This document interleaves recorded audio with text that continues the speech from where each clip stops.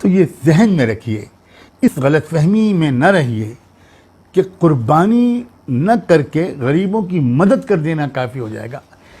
غریبوں کی مدد کرنا بہت بڑا عمل ہے، اور موجودہ حالات میں انفرادی اور اجتماعی طور پر اس کا نظم کرنا یہ ہمارا انفرادی اور اجتماعی فریضہ ہے۔ بلا شبہ ہم اس سلسلے میں بہت کوتاہ ہیں۔ زکوٰۃ اور صدقات و عطیات کا اجتماعی نظم کر کے خرچ کرنا، اور خرچ کرنا اپنے من گھڑت اصولوں کے تابع ہو کر نہیں، شریعت محمدی کے جو احکام ہیں ان کی پابندی کرتے ہوئے اس سے معاشرے کی ہمہ جہتی ترقی کے لیے کوشش کرنا، ان وسائل کو اور فائنینشیل ریسورسز کو ایک جگہ پر پول کر کے بھی ان کو خرچ کرنا بلا شبہ ملت اسلامیہ کا ایک فریضہ ہے۔ اس کی بہت اہمیت ہے، اور جو لوگ شریعت کی پابندی کرتے ہوئے ان اجتماعی نظام کو قائم کرنے کی کوشش کر رہے ہیں وہ ملت کے محسن ہیں۔ اس کی اہمیت بہت زیادہ ہے، اور اس سلسلے میں ہم قصوروار ہیں۔ لیکن اب اس لیکن کے بعد میں اتنی ہی قوت سے یہ بات عرض کرنا چاہتا ہوں کہ ایک عمل کی اہمیت کو بڑھانے کے لیے دوسرے عمل کی اہمیت کو گھٹانا، یہ بالکل ایسے ہی ہے جیسے آپ بہت زور دیں کہ انسان ہمارے اندر آنکھ کا جو عضو ہے اور بینائی کی جو قوت ہے وہ بہت اہم ہے، اور بینائی کی اہمیت کو بڑھاتے بڑھاتے آپ کہیں کہ اگر سننے کی طاقت نہ ہو تب بھی کوئی بات نہیں، یہ بہت ہی بچکانہ سوچ ہے۔ اور اس سوچ سے نکلنے کا ایک ہی راستہ ہے کہ جس چیز کی جو اہمیت اللہ اور اس کے رسول نے جس کو دے دی ہے، ہم اس اہمیت کو تسلیم کریں اور اس کی گہرائیوں کو سمجھنے کی کوشش کریں۔ پوری طرح نہ سمجھ میں آئے تو اپنی سمجھ پر بھروسہ نہ کریں، اللہ اور اللہ کے رسول کے حکم اور اس کی مصلحتوں پر وہ حاکم بھی ہے اور حکیم بھی ہے۔ ہم نہ حاکم ہیں نہ حکیم ہیں، ہم ظلوم اور جہول ہیں۔ ہمارے دانشور طبقے کی میں سے کچھ حضرات کی یہ بڑی کمزوری ہے، مجھے ہے، میں احترام کے ساتھ یہ بات کہنا اپنا فرض سمجھتا ہوں۔ عجیب بات ہے، ایک قربانی کے عمل میں جو پیسہ خرچ ہوتا ہے بس اس کو بچا کر آپ غریبوں کی مدد کر دیں۔ یہ کیوں نہیں کہتے ہمارے یہ حضرات کہ شادیوں میں اتنا پیسہ مت خرچ کرو، اپنے مکانوں کو سادہ بناؤ، اپنے مکان کے فرنیچر اور اپنے لباس کو بھی سادہ کرو، 2-3 کاریں رکھنے کے بجائے ایک سواری سے کام چلاؤ۔ نہ یہاں کے خرچوں کے کم کرنے کی بات تو کم سنائی پڑتی ہے، قربانی کا خرچہ بچا لو۔ کل کو کوئی کہے گا کہ یہ قربانی کا خرچہ بچانے کے سے کام نہیں چلے گا، یہ حج پر جو اربوں روپے خرچ ہوتا ہے، کھربوں روپے، اس کو ختم کرو اور اپنے اپنے علاقے کے اندر معاشی منصوبے مسلمانوں کی ترقی کے لیے شروع کرو۔ یہ بہت ہی بچکانہ باتیں ہیں، میں اور کیا لفظ استعمال کروں، یہ بہت سطحی باتیں ہیں۔ مجھے امید ہے کہ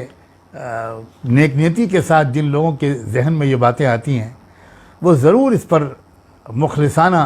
نظر ثانی کریں گے اور اس بات کا اعلان بھی کریں گے، اس سے ان کا قد بہت بڑھ جائے گا۔ اس کا اعلان کریں گے، اعتراف کریں گے کہ ہاں ایک طرف ہماری توجہ چلی گئی، دوسری طرف سے ہماری توجہ ہٹ گئی۔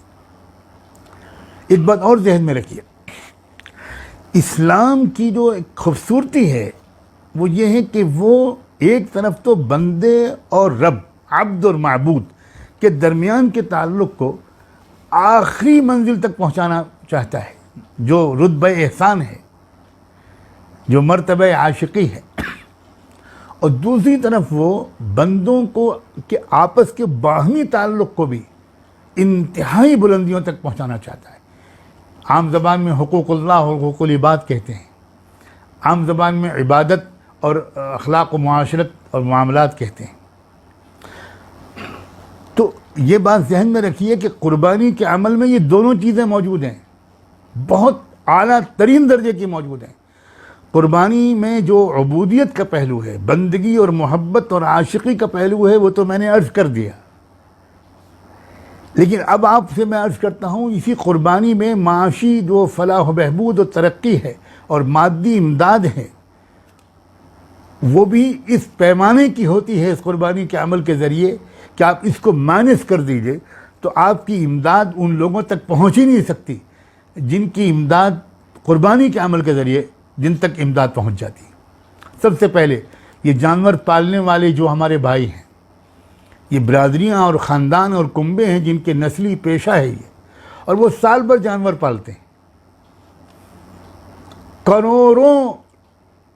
روپے کی مالیت، ہزاروں کروڑ کی مالیت کے جانور پوری دنیا میں پالے جاتے ہیں، اور وہ ایک دو تین دن ہوتے ہیں، اس دن ان کی سال بھر کی جو ان کی محنت ہے اس کی کمائی ان تک پہنچتی ہے۔ یہ بہت بڑا امداد کا ذریعہ ہے، لوگ اس کو محسوس نہیں کرتے۔ آج اگر قربانی کا عمل رک جائے تو یقین مانیے میں نے کوئی اس پر کوئی اسٹیٹسٹیکل سروے تو نہیں کیا، کاش کہ کوئی کر سکتا ہے، آسانی سے ہو بھی سکتا ہے۔ اگر قربانی کا عمل مان لیجیے فرض کیجیے روک دیا جائے پوری دنیا میں تو ان کروڑوں انسانوں کو فاقے کی نوبت آ جائے گی، نمبر ایک۔ نمبر دو، ہم لوگ اس بات سے اچھی طرح واقف ہیں کہ آج کے دور میں بھی ہمارے ارد گرد بسنے والے ایسے لوگ ہوتے ہیں جن کو مہینوں کوئی اچھی نیوٹریشس غذا نہیں ملتی، ان کو کوئی تقویت بخش غذا نہیں ملتی۔ اور آج کل تو جو کورونا وائرس کے زمانے میں جو صورتحال ہے وہ تو اچھوں کو نہیں مل رہی ہے غذائیں، بے روزگار ہو گئے ہیں لوگ۔ اس وقت تو قربانی کے عمل کو بڑھا دینے کی ضرورت ہے اور اس گوشت کی تقسیم ایسے پیمانے پر کی جائے کہ ہمارے وہ بھائی اور بہن اور وہ بچے اور وہ بوڑھے، ہماری وہ عورتیں جو بچوں کو دودھ پلاتی ہیں، ہماری وہ عورتیں جو جن کے پیٹوں میں بچے ہیں، ان کو اگر گوشت ملے گا تو ان کو جس طرح کا پروٹین ملے گا، جس طرح کی ان کو قوت بخش غذا ملے گی، یہ معاشرے کی مادی مدد کا جو پہلو اس میں ہے، قربانی کو مائنس کر دیجئے، بہت بڑی معاشی اور مادی مدد کا سورس ہم بند کر دیں گے۔ ہم لوگ جو اجتماعی قربانی کا نظم کرتے ہیں اور وہ تقسیم کرتے ہیں، ان سے پوچھئے کہ وہ جب جاتے ہیں ان جھگی جھوپڑیوں میں، ان سلم ایریاز میں، اور وہ گوشت جب وہاں پر دیتے ہیں تو ان کو وہ کس طرح لیتے ہیں، وہ لوگ ان کو کتنی بڑی نعمت ملتی ہے۔ خصوصاً اس سال کے بارے میں تو میں پھر توجہ دلانا چاہتا ہوں، ہمارے ملک میں کئی جگہ پر طوفان بھی آئے اور بے روزگاری تو پچھلے 4-5 مہینے سے چل ہی رہی ہے اس کووڈ-19 کی وجہ سے۔ تو اس کی وجہ سے جو صورتحال ہے، گھر گھر فاقے ہو رہے ہیں اور غذائی بحران ہے، زبردست غذائی بحران ہے۔ تو یہ تو قربانی کے بڑھا دینے کا وقت ہے،